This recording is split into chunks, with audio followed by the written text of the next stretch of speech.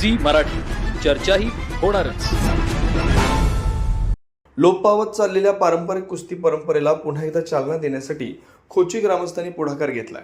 शिकाऊ पैलवानांसाठी विशेष मैदान उपलब्ध करून देण्यात आलंय। गेल्या काही वर्षात आधुनिक खेळांकडे वाढता कल पाहता पारंपरिक कुस्ती क्रीडेचा प्रभाव कमी होत चालला होता।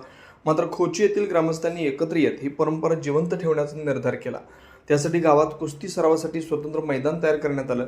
इथं तरुणांना नियमित सराव करता येणार आहे। या मैदानामुळे नवोदित आणि शिकाऊ पैलवानांना योग्य मार्गदर्शन आणि सरावाची संधी मिळणार आहे। अनुभवी पैलवानांकडून प्रशिक्षण देण्याची व्यवस्था करण्यात येते। त्यामुळे गावातील तरुणांमध्ये कुस्तीबद्दल पुन्हा आकर्षण निर्माण होत आहे। ग्रामस्थांच्या या उपक्रमामुळे केवळ खेळालाच प्रोत्साहन मिळणार नसून ग्रामीण भागातील पारंपरिक क्रीडा संस्कृतीचं जतन होण्यासाठी मदत होणार आहे। तसेच येथील पैलवान भविष्यात जिल्हा, राज्य आणि राष्ट्रीय स्तरावर आपली छाप पाडतील असा विश्वास व्यक्त केला जातोय।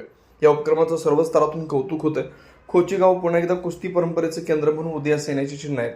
परिणामी कुस्ती हा पारंपरिक खेळ कबड्डी खेळण्यासाठी खोची येथील अनेक क्षेत्रातील मान्यवरांनी पुढाकार घेतलाय। गावी यात्रेच्या निमित्तानं सदर महिला छोट्या मोठ्या कुस्त्यांचे आयोजन करण्यात येतं। पैलवान घडवण्यासाठी व उत्कृष्ट खेळाडू घडवण्यासाठी लागेल ते प्रयत्न करू असे गौरवोद्गार खोची तालीम संघ व ग्रामस्थांच्यातून व्यक्त होत आहेत। कुंभोज प्रतिनिधी विनोद शिंगे।